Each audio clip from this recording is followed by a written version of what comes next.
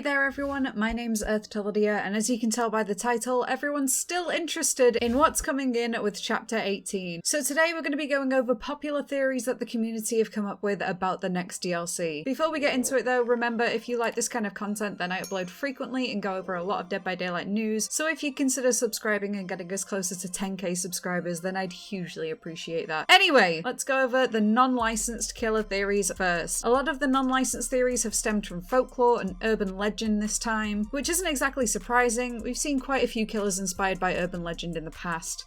The first and probably the most popular theory is that of the Wendigo. Now let me clear up some misinformation that's going on around the internet. Yes, the Wendigo is an unlicensed concept. Wendigos are the enemies that you face in the game Until Dawn, but Until Dawn didn't come up with the concept of the Wendigo. Wendigos are mythological creatures that stem from folklore of tribes based in Nova Scotia. The Wendigo is described as a monstrous, malevolent spirit with some characteristics of a human or as a spirit who has possessed a human being and turned them into a Wendigo. They're said to invoke acts of murder, insatiable greed, cannibalism, and the cultural taboos against such behaviors. The creature that we see in the teaser for Chapter 18, which we can only assume to be the killer, isn't completely out of the realm of possibility given the description. The other mythological creature that I've seen thrown about quite a bit is that of the Skinwalker, which stems from Navajo culture. The Navajo language actually has a term to describe these creatures, which translates to, by means of it, it goes on all fours. Little is publicly known about the Skinwalkers, but based on that name alone, it would suggest that they use all four of their limbs to hunt. This is something that many people have actually pointed out from the teaser, as it does sound like the killer is running on all four limbs.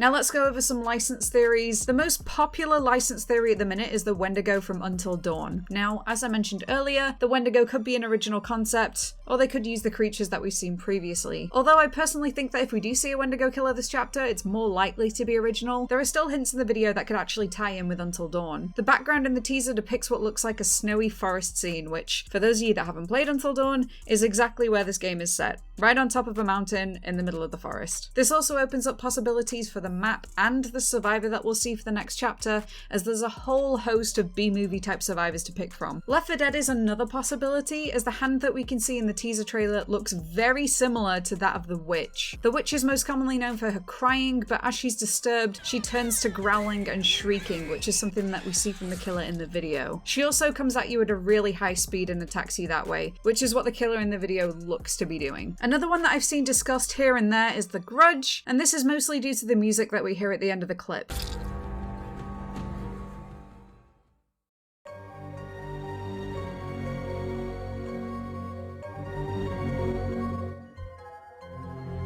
Listening to them both side by side, I can understand where people are coming from. It sounds like they have a similar chord progression, but the melody itself is a little too different for me. Also, there's not really much else in the teaser that would tie in with the Grudge. Obviously, it could be a Dead by Daylight original score written in the same key as the Grudge's theme, like we've seen many times before. However, we've already had 2 Japanese DLCs in the last couple of years, and I think a third would just seem quite unlikely. Obviously, it's not impossible, but I'd just like to see them expand into more cultures. And finally, we have